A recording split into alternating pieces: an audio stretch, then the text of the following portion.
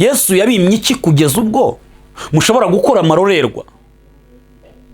Ese imibiri yanyu Yesu ko yavuze ngo muyitambe nk'ibitambo bizima bishimwa n'Imana, ngo ariko gukorera Imana gukwiriye, none muyitambiye Abanyamerika, muyitambiye Abanyakanada, iyo mibiri yanyu ijambo ryahindutse muyitambiye Satani.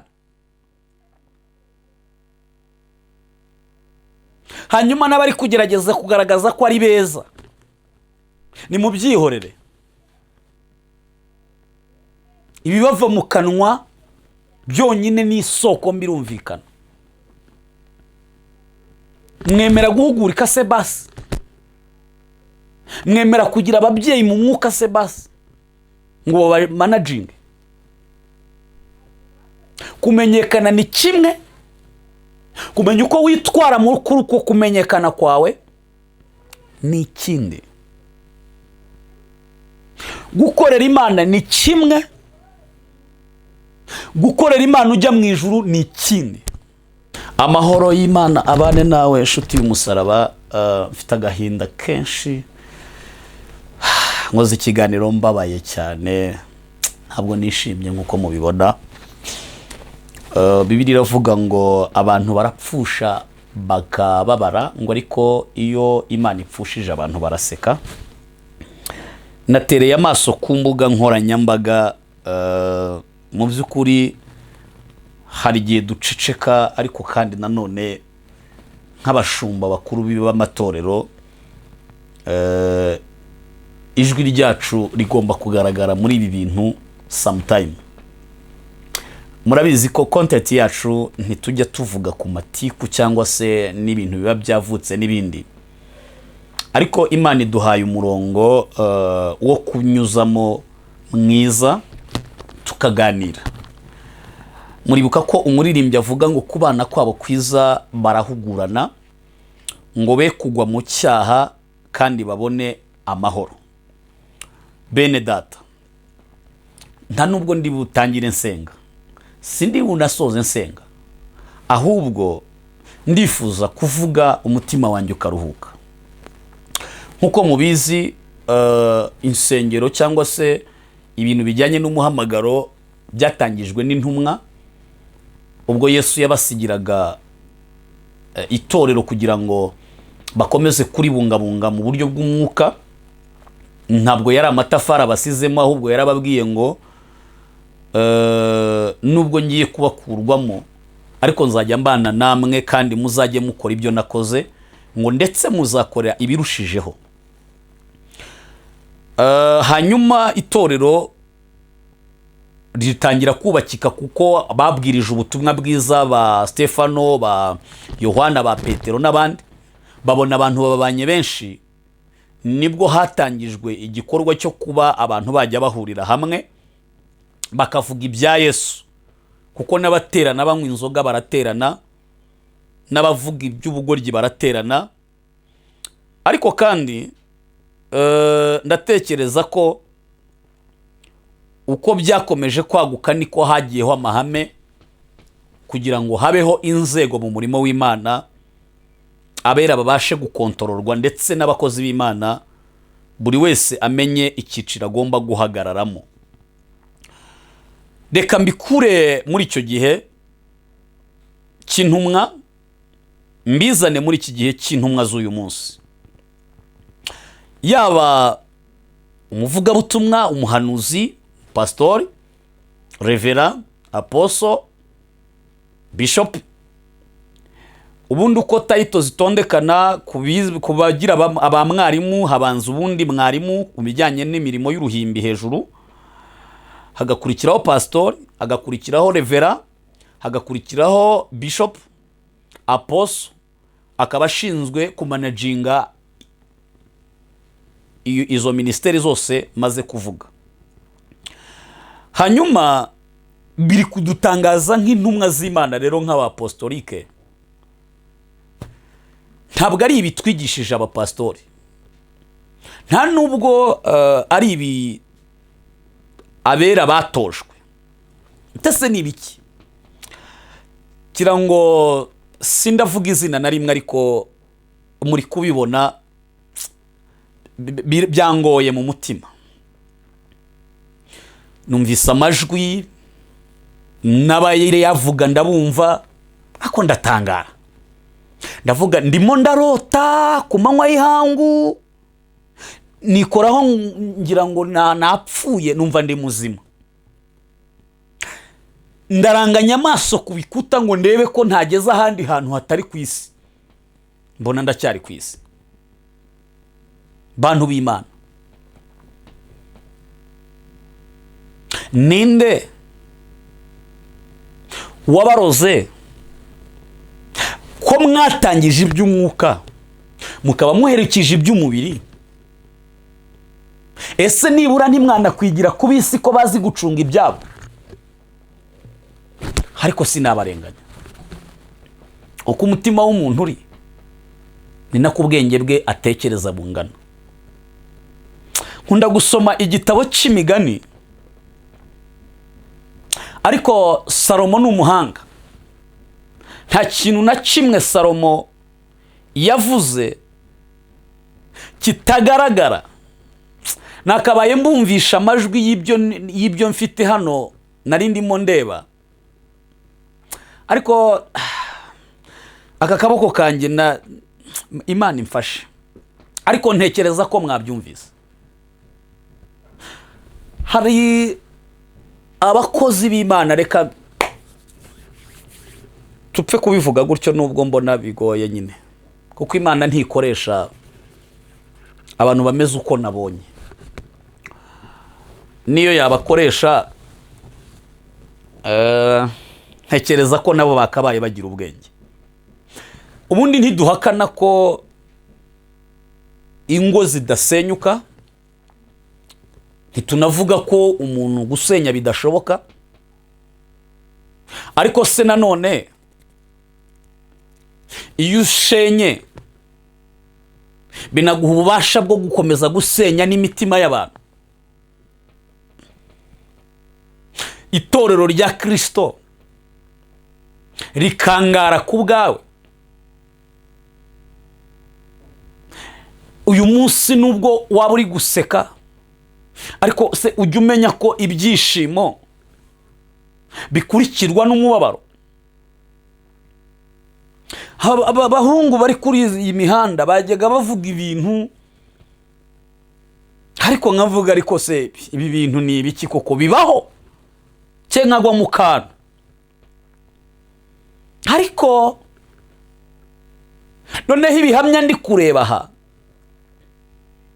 amaso yanjye wagira ngo bayashyizemo urusenda, sindi kubasha kubyiyumvisha. Akanwa kanjye kabuzayo gacira nayo kamira. Nzi ko nawe aho uri muri Amerika cyangwa Australia n'ahandi niko nawe bikumereye. Ntawe ndi buvuge ngo ni nyirabayazana cyangwa si nyirabayazana, kuko umuntu Bibiliya ivuga ngo umuntu niyoshwa gukora ibyaha ntavuge ko ari Imana yamutumye.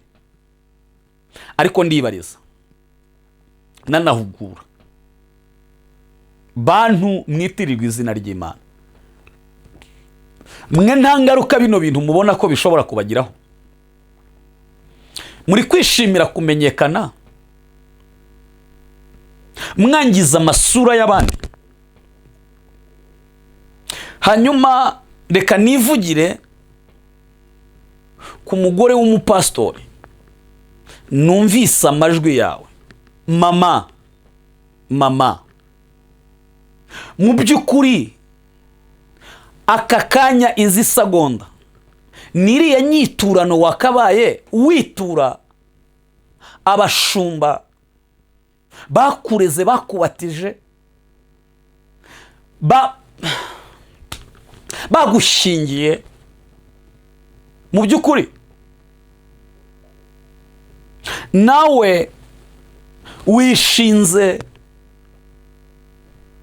amoshya ya Satani, umuntu w'icyitegererezo.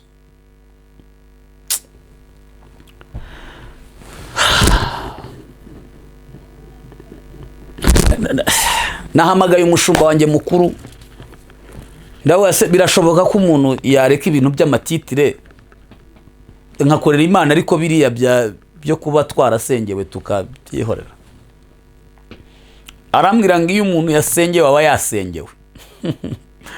Ariko nari mfite umubabaro numva gukomeza kwitwa uwo nitwa cyangwa uwo niswe ni igitutsi. Ariko nzi ko ndi gusenga. Ariko kandi bakozi b'Imana bano mukurikirana social media zo mu Rwanda, ibi bintu murabona bikwiye ko abantu bakomeza kwandagazanya bene aka kageni? Ese niba harimo ubucuruzi, gucuruza ibirayi byo ntibishoboka? Ese niba harimo ubucuruzi, gucuruza umunyenga kuri moto byo ntibyashoboka? Ba pastori, bakozi b'Imana, numvisemo ngo n'abakomisiyoneri b'abagore ngo n'abandi, ibyo simbihagazeho, sinshaka no kubijyamo. Ariko nzi ko ku muntu nta cyatungurana, birashoboka kimwe nuko bidashoboka, ariko ntawe mbitwerereye. Ariko muracyabarizwa mu gisata cy'iyobokamana cyangwa mwaraberuye abantu ntibamenya ko mwanyweye za vuvuzera na zamburwa na za ndundu ubwonko, noneho abantu barakomeza babizereramo nk'abantu b'Imana, kumbi mwararangiye. None se iyo munakoze ibizira nibura ntimushobora gutwikira ubwambure mu gihe ubwami bw'Imana bugushije ishyano bene aka kageni, kugeza ubwo aya masasu y'abadayimoni araswa mu ibanga akagera ku karubanda? Yemwe reka mvuge ngo ibintu muri koherezwamo ntabwo bikwiriye. Ntangiye gushidikanya isengerwa ryanyu, ntangiye gushidikanya ku Mana mwavugaga, ntangiye gushidikanya ibyo twigishije abantu twe tubaye nyambere yo kubisubiramo. Bantu b'Imana, nirinze gushyiraho amajwi, ariko se mwumvise intandaro y'ibintu? Se mwumvise amajwi? Ese mwabonye amakarense nabonye nanjye? Mbega we, nanjye noneho menya mvuze ibidakwiriye. Ariko numiwe ababasha kunyitaba ndabahamagara tuganire ku by'ubugingo. Ni mwize mwogacwa mwe, dore murashize. Suko Yesu yatoje abera, abashumba babimitse bifashe ku matama, itorero muriciye igikuba. Ese ko dusanzwe n'ubundi turi kudandabirana, mwaretse isi ikaba ari iducugusa, natwe ntitwicuguse mwoka byaramo. Niba ukurikiye iki kiganiro ukaba ugaragara muri izi saga, izindi kureba, nta majwi nshaka gushyiraho, ariko izindi kureba, iyarure, mwiyarure. Harya ubwo ngo gusambana ku mavideo n'ubu bufaranga bwo hanze nibwo bwishe ubugingo bwawe? Uzi kuri kubona ayo mafaranga ukagira ngo ubugingo ntibuhenze kurenza amafaranga? Ubugingo buruta imyambaro, ubugingo buruta amafaranga, ubugingo buruta etaje, ubugingo buruta imodoka, ubugingo ibyo byose birashira. Ntabwo mujya mubona impanuka se? Vewiti kagonga igahita ishwanyagurika ikarangira bagashyira mu nyuma. Ariko ubugingo ntibupfa kugongwa ngo bushwanyagurike babushyire mu nyuma. Haleluya! Ndahugurira abitirirwa izina ry'Imana, ariko cyane cyane abamama pastori, bagore b'abashumba, Imana yabadutoranirije kugira ngo mudukomeze mu rugendo, mudufashe mu murimo, mubane natwe mu gihe dutabarutse, musigare muhamya Imana twavuze. Ntabwo mu gihe dutabarutse musigara mugaragaza ko Imana twavugaga yari Imana y'ibinyoma, ivuga ubutumwa ryose rigasenyuka mu masegonda abiri. uri muri Amerika, mfasha dusengere abanyarwandakazi. Uri Australia, fasha dusenge. Uri Belgique, fasha dusenge. Uri Uganda, fasha dusenge. Gukingwa kw'isengero ni ibi bibyaye. Erega abantu baberuye, kuko wenda bajyaga mu nzu y'Imana umuntu akumva ihumura agataha. None ubu buri wese ari kugenda nk'inuma y'intashya.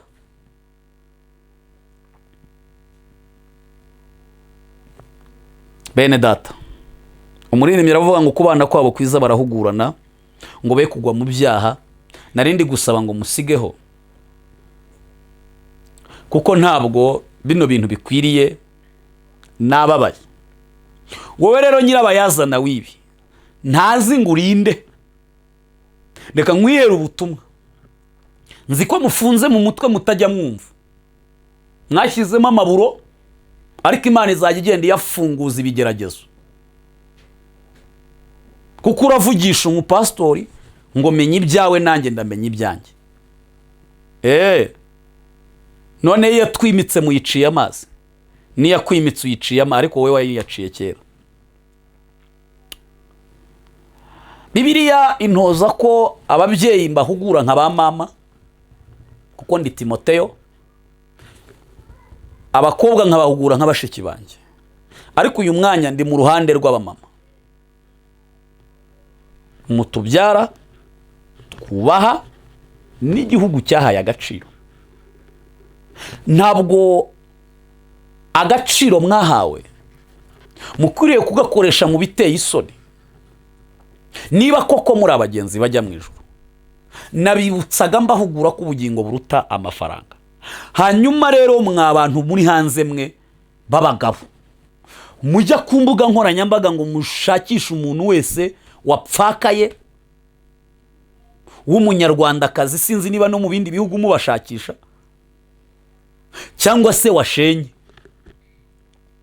kugira ngo mumwoherezemo imyuka ya Illuminati mwuzuyemo y'ubutinganyi bw'abadayimoni. Muhaze gusambana muhuje ibitsina, none muje kurarura urubyiruko rwacu n'ababyeyi bacu n'abagore b'abatambyi. Ntimubatinya,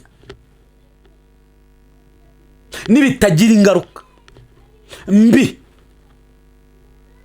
Sindahiye ngo ndaba ntakorera Imana, ariko reka mbabwe, nibitagira ingaruka mbi, hari icyo ndasobanukirwa nanjye. Menya ayo matiku yanyu nanjye ndayazamo, kuko bino bintu birakabije, birakabije. Murabisanga ku mbuga zitandukanye. Iyo uvuganye n'umuntu ntushobora gusiba ibyo mwavuganye. Ese izo voice note wibwira ko nta banga ry'ubwami bw'Imana risigaye mu bwiru? Imana ibafashe, ariko ndababaye nk'intumwa y'Imana. Ndababaye, ndatekereza ko n'izindi ntumwa ku isi yose zababaye. Ba pastor, ba revera, mukojeje isoni Imana, mukojeje isoni abera, mukojeje isoni umurimo w'Imana, mwandagaje ubwami bwa Kristo. Aho muri mwigaye.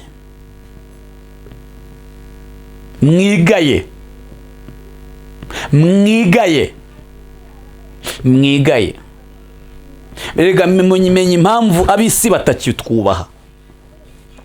Ntabwo natwe ubwacu tuje kwikontorora.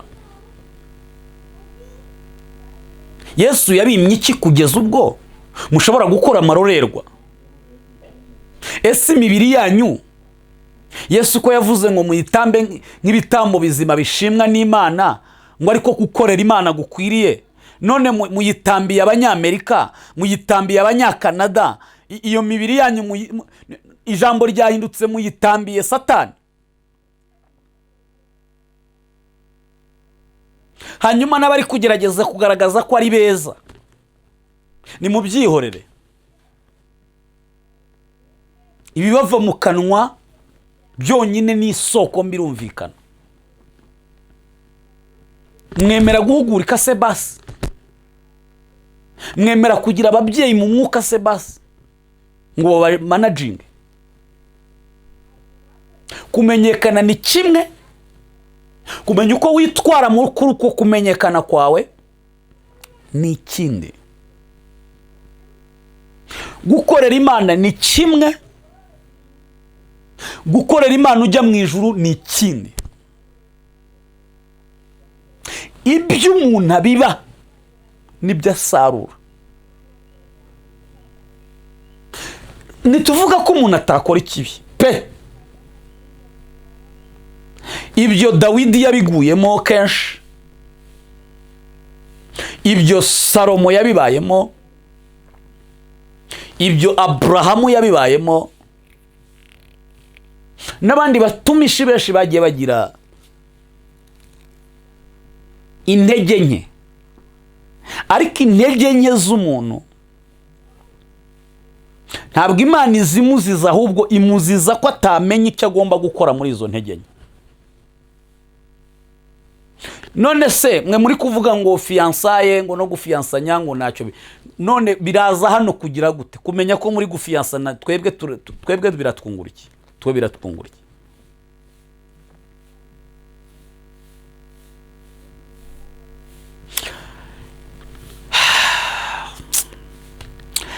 Bakunzi ba Riratashye ministeri, byandenze nabuzayo nshira nayo mira nabibabwiye, ariko nta kundi, munsi y'ijuru byose birashoboka. Reka twisomere rino jambo ry'Imana, hanyuma dusabe umwuka wera kugira ngo abe ari we gukora ibikomeye kandi bitarondoreka, naho ibindi byo Yesu azabishyira ku murongo. Ndabizi kandi ntibyanamutunguye, twe byaturenze, ariko Yesu ntibyamurenze. Gusa nanone icyo nahumurizaho abantu, haracyari ibyiringiro ko igiti nubwo cyatemwa cyakongera kigashibuka. Kandi nanone ntituriho ngo duce imanza, kuko Satani amenya aho abera bacumurira, ariko ntamenya aho bihanira. Ariko ndashishikariza umuntu uzakurikira iki kiganiro kumva umutima uramuriye, kumpamagara kuri iyo nimero 0780289885 iraha imbere, wature ngusengere, kugira inama, cyangwa untumire, cyangwa untumire tuganire kuri aya makuru. Ibyahishuwe igice cya mbere umurongo wa 7 aravuze ngo, dore arazana n'ibicu, kandi amaso yose azamureba, ndetse n'abamucumise nabo bazamureba, kandi amoko yose yo mu isi azamuborogera. Nanone amen. Ndasubiramo, dore arazana n'ibicu, kandi amaso yose azamureba, ndetse n'abamucumise nabo bazamureba, kandi amoko yose yo mu isi azamuborogera. 8 yaravuze ngo ndi Alpha Omega, itangiriro iherezo. Niko umwami Imana avuga.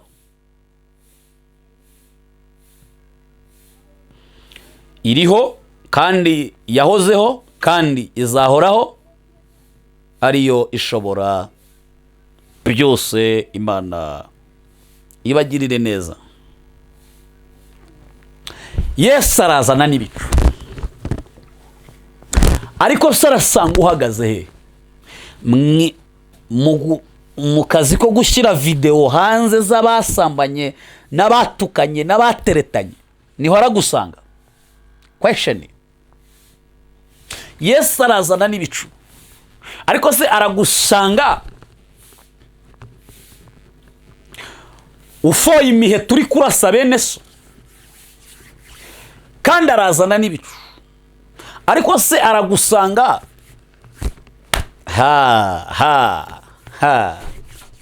uri gucuruza views kugeza ku rwego ufata n'ibidacuruzwa ukabicuruza. Hanyuma Yesu aragusanga, ariko man uri gucuruza ibidacuruzwa kandi arazana n'ibicu, amaso yose ay'abantu, ay'abakobwa, ay'abasore, ay'inkumi, ay'abasaza, ay'abakecuru, abantu bose, ay'ibisiga, ay'inyoni mu kirere, amaso y'amapusi, amaso y'imbwa, amaso yose, ay'intare, ay'ibisamarwe, azamubona kandi azamubona. Biravuga ngo amoko yose azamuborogera. Icyama mu bazaboroga ukazaba utarimo. Yewe umuntu aremye mu kibi, ariko nuwakora ikibi yakimenyera we ku giti cye, ntiyakabaye akora amafuti nabonye. Bakozi b'Imana, Imana iri gukaraba abantu, twarababuriye mwanze kumva, ariko kandi n'abisi muri kota umurimo w'Imana, namwe ijuru rigiye kubacamo. Dore urubanza nyine rwahereye mu nzu y'Imana, ariko uzasome neza, biravuga ngo Imana izakurikizaho abo hanze. Iyo umuntu ajya gukemura impaka ahera mu zo mu rugo iwe, ntago ajya gukemura iz'abandi ziwe zamunaniye. Erega natangiye mvuga ngo gusenya birashoboka. Umugore yakunanira, umugabo yakunanira, ibyo nta na kontara mufitanye ko azashoboka cyangwa atazashoboka. Kontara mufitanye niyo kuvuga ngo tugiye kubana karamata, ariko umwe abarahira ibyo atazi, ko namaze kubibona, n'undi abarahiye ibyo atazi. Iyo mugeze mu rugo rero, buri wese amenya ibyo yarahiye, ko abishoboye cyangwa atabishoboye. Umuntu abyutse afashe umwanzuro wo kukwangaza, yagenda ukangara kandi bitaguturutseho. Ariko se niba ibyo bibaye da, bakundwa mu mwami wacu, ndabahugura nk'intumwa y'Imana Pawulo yagiye ahugura ab'Itesalonika, agahugura ab'Isaruda n'abandi. Ariko ndabaza, mu gihe bibaye nukugenda turi fieri yabyo ngo jewe ngo n'izindi ndazihirika nzimare. Ubwo uti wamenye ibyawe se, wowe se kuri koreka imbaga nyamwinshi, kandi iki gisata ari cyo mbarizwamo, urangiza ubwami bw'Imana, wangiza intama, wangiza itorero, wangiza ubwoko bw'Imana, abera turebe. Hoya, ntibikabeho ko twongera kuba imbata za Satani. Tekereza neza uburyo utwaye agakiza, utawetse ingobyi, umwana yaraheze kera we. Tekereza neza uburyo utwaye agakiza, utawetse ingobyi, umwana yaraheze kera we. Arazana n'ibicu, amaso yose azamubona, abamurwanyije, abamuteye inkota, abamuteye imisumari bazamubona kandi bazamuborogera. Imana ifashe habeho kwiyeza, niyo mpuguro jewe narinzanye. Ariko kandi nanavuze ngo bino ntabwo birasiga ubusa, simbivugiye aho iwanjye, ntabwo birasiga ubusa. Ndabona bidakwiriye, ndabona bikurushijeho kuba bibi, ndabona impuguro nyinshi zose mwarazanze, ndabona nyine mwahisemo kubica muke, ndabona bamwe bahisemo kuba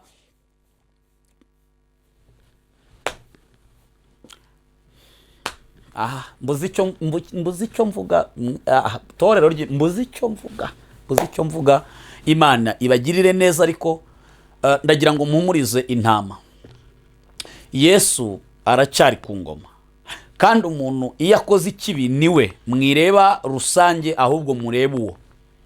Hanyuma Yesu ni muzima, yavuye mu gituro, arera, azakomeza kwera.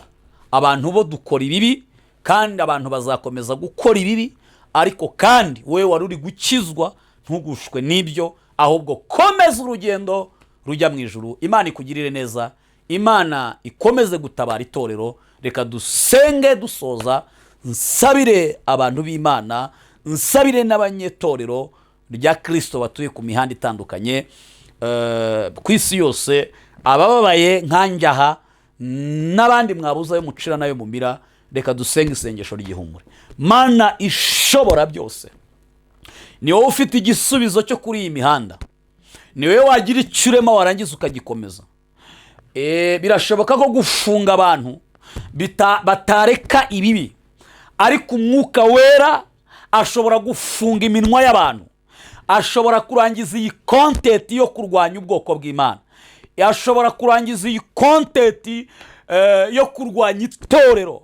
Mu izina rya Yesu, nk'umuhanuzi mukuru, ndasenze natura imbaraga z'Imana zikomeye zihumurize intama ku isi yose.